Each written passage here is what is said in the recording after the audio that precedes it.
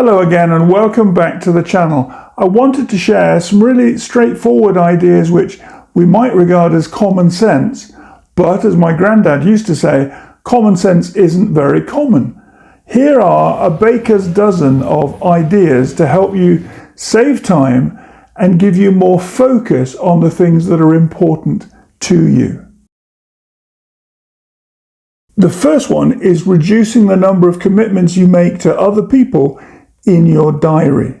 What might be the benefit of taking certain things out of here because they don't bring great value, they may be a waste of time, perhaps there is a trade-off between the value of the benefit that you would get from that meeting or encounter or discussion with some other people versus the time and effort it takes for you to get to the venue, to be present for the meeting, and overall whether it's worth your allocation of very precious time from your diary. The greatest potential benefit of taking these things out of your diary is that by mindfully doing less, you actually accomplish more of what matters to you.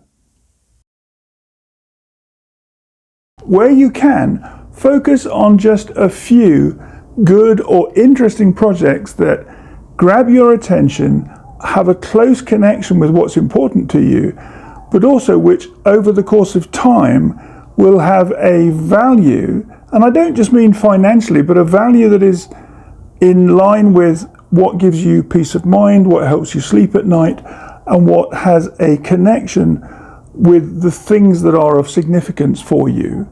Find a way to connect these to your larger goals and personal values. It's really easy to get sucked into 100 low-value activities or tasks. Place your focus instead on just half a dozen areas of value. Deal with the challenges of everyday life as they happen. Delaying, procrastinating, putting off till tomorrow, yes, of course, those are options, but none of those is going to help the actual problem or the challenge go away by dealing with it in the moment rather than in the future, tomorrow or tonight or at the weekend. You focus on the problem in the moment and you deal with it so that it doesn't drag into overnight. It doesn't cause more worry and stress through lack of attention. It's always going to feel worse or be potentially more difficult or more problematic if you leave it till tomorrow. Deal with the challenges as they occur. Here's another one, no more perfectionism. How much time have you or I wasted thinking tomorrow's going to be a better time to do this? Next year, things will be right. This autumn, maybe the stars will align and give me the opportunity I need to make things better at that point in time. No. Is my house perfect? No. Is my desk as tidy as it could be? No. But this is the house that we live in and where we work from, and this is the desk where I get my work done. Could the house be tidier? Sometimes. Could my desk be a little bit more organized? Pretty much every day.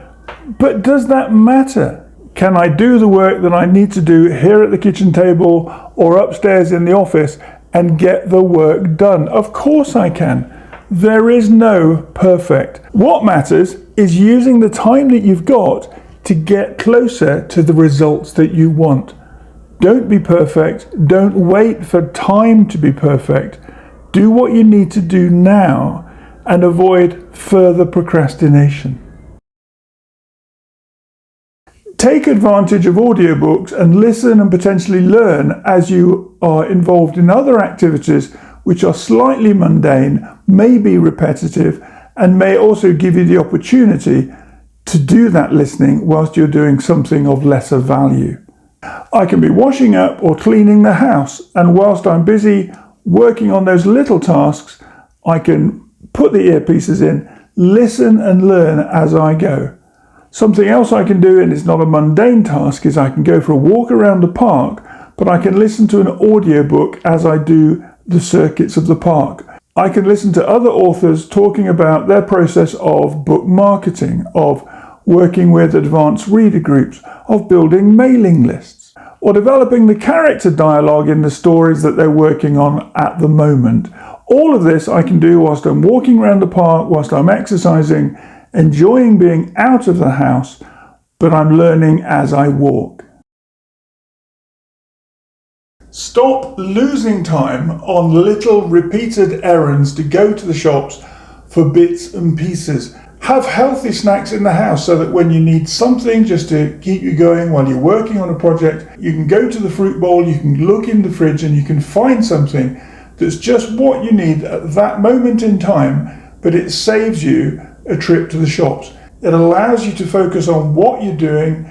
You step away from your desk or your workspace for a few minutes, you grab a snack, you make yourself a drink or a smoothie or whatever it is that you need, and you get back to working on that thing which is important to you.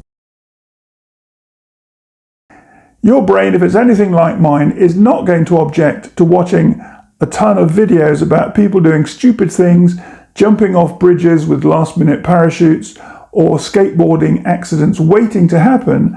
Of course you can entertain yourself with those things for 5 minutes, but those 5 minutes turn into 25 minutes, and all of a sudden your time is disappearing again and you've wasted it.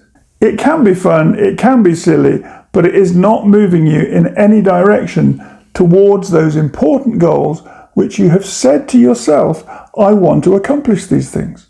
And of course, on a more serious note, when you agree to install those apps, what you're also doing is agreeing to tell organizations where you are, what you buy, what your shopping processes are, and how frequently you go to certain venues or locations, and those people are using your data, selling your data, and enabling other organizations to promote things that you may want to buy using money you don't really need to spend on other apps, but also on physical products delivered to your property, which are all being tracked.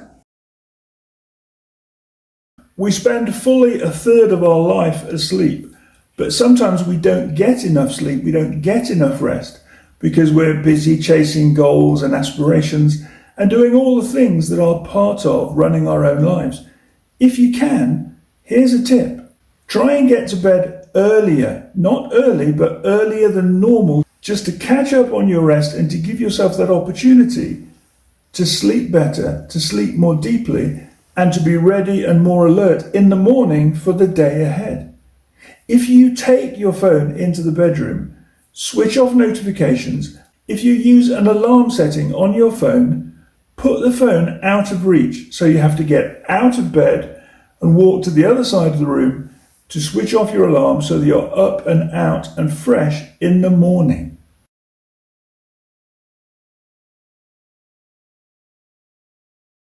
Another thing we can do to save ourselves time and give ourselves that little edge in being able to quickly focus on what we want to do and what may be important for us at the start of a day is to set out our wardrobes the night before.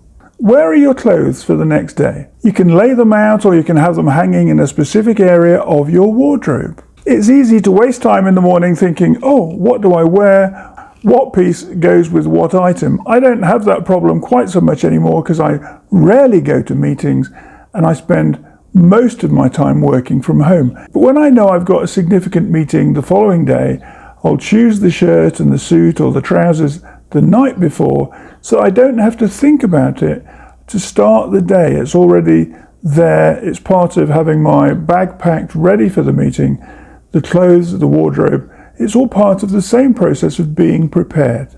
This can be as simple as identifying your tomorrow clothes the night before, but can also extend to making sure that you regularly buy the clothes that you are most comfortable with and the colorways that work best for you.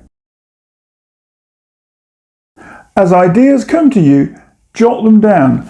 Put them in some form of anchor journal. Put them in a little bullet journal or a small pocket-sized notebook that will allow you to go back to those ideas later when you've got a little bit more time and maybe you're sitting at a table and you can focus on thinking, what can I extract from this idea? How might this idea help me move things forward?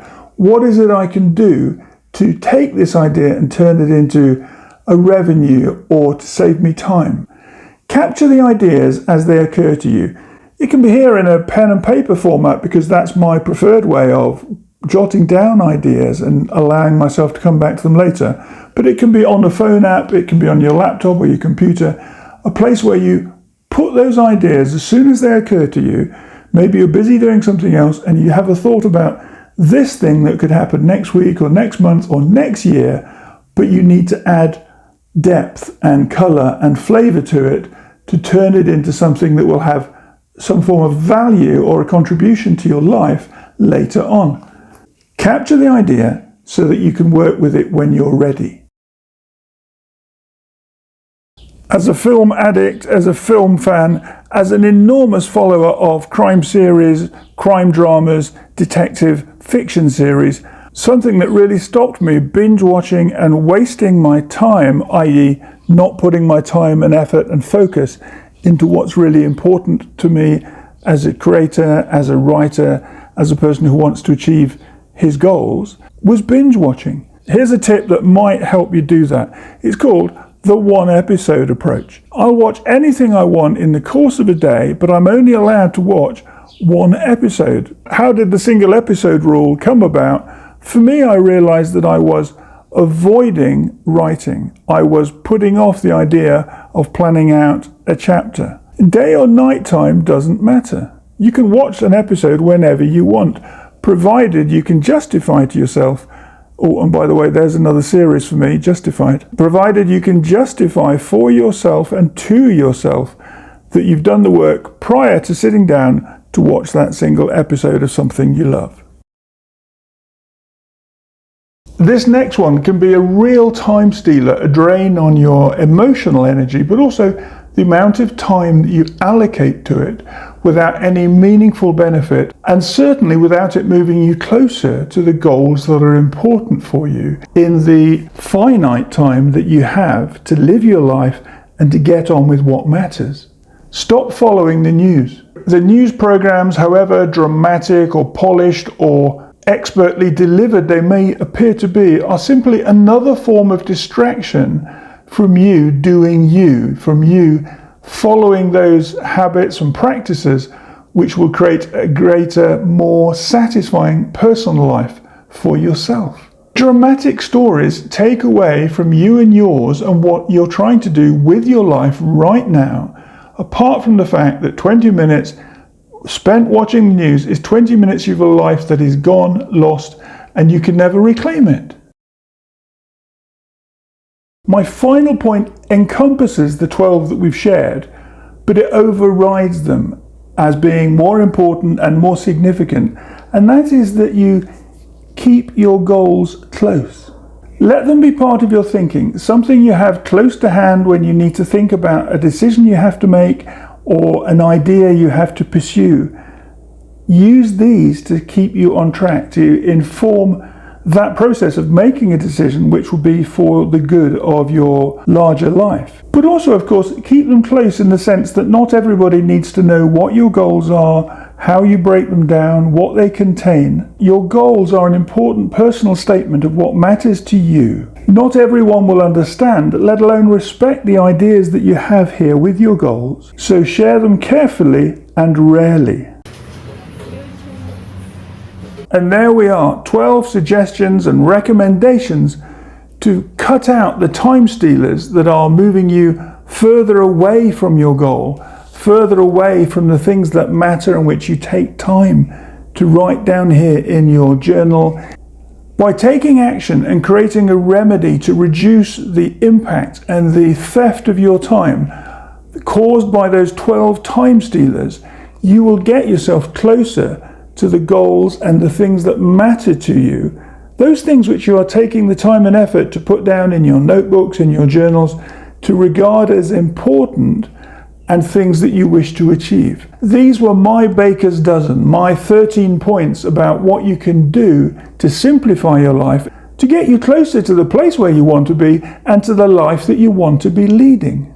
Best of luck with finding what works for you, and anything you discover or new techniques that you put into practice and are working for you, please come back here and share them with us in the comments so that we can all learn about potential other ways to cut out those time stealers and move ourselves all forward.